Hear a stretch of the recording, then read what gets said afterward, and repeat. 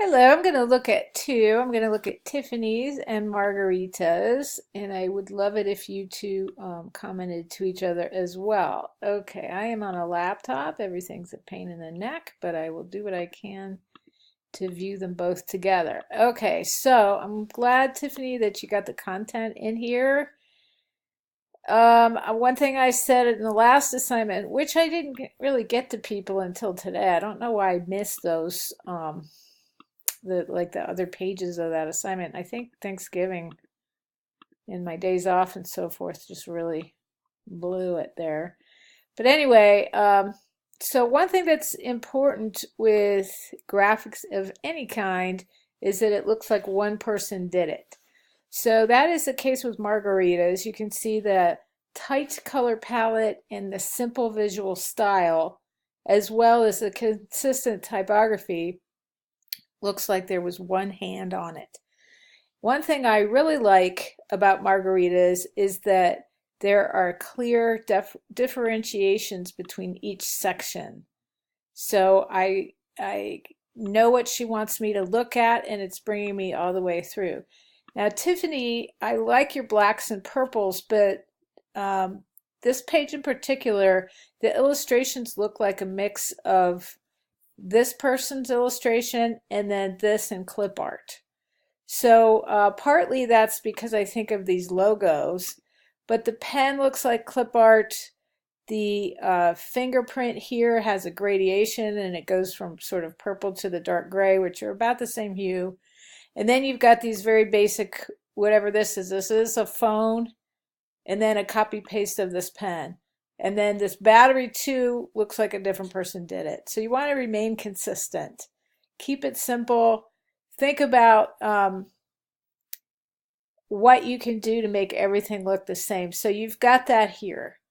So the other thing that helps with consistency with information graphics is making the type very simplified.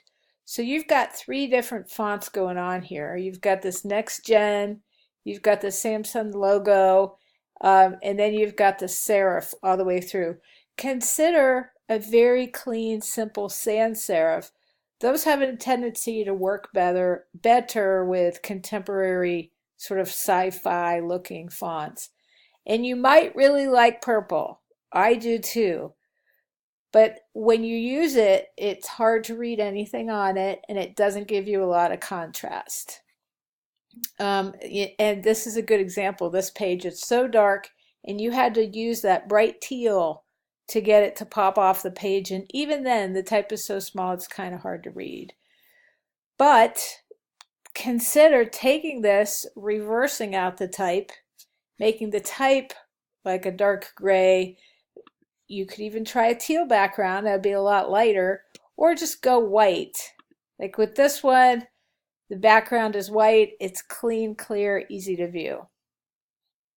Same with this too, you still have an interesting graphic which points the eye down to this box, dynamics of the world's most valuable workforce. Clearly that's what she wants us to see. This is like a big arrow that says, look right here.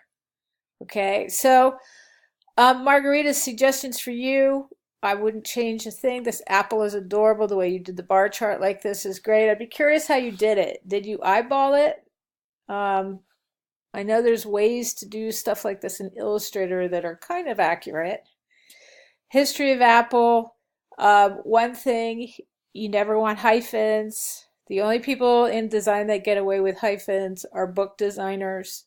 But when you're doing graphics like this, the art director will erase it out. So you never use hyphens.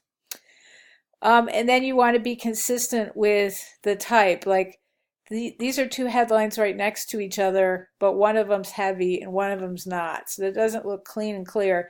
If you want this dynamics area to pop out more, consider making this a different color box. And then you align the headlines just for a tight look. And then over here, I don't know, this type looks like the tracking is set really wide and it's a different size than this. One thing, so that looks unfinished to me. One thing we did in the news industry was we created consistent standards for everything and it never changed. We didn't change body copy size throughout the page or on different graphics. Body copy was always size 11. It was X font. The tracking was set. The kerning was set. They had like experts come into the paper that made those determinations, and we were never allowed to change them. So that would probably be the case with an internal document at Apple, especially at Apple. I'm sure they're very controlling about design. So make all body copy the same size, make all headlines the same size, the same weight, the same style, etc. Just be as consistent as possible and edit as much as you can. Edit down just to the bare bones. All right, guys, I hope all that makes sense to you. I think you're both definitely have created distinctive looks for each of your graphics. And so what it comes down to is a lot of tweaking. Let me know if you have any questions.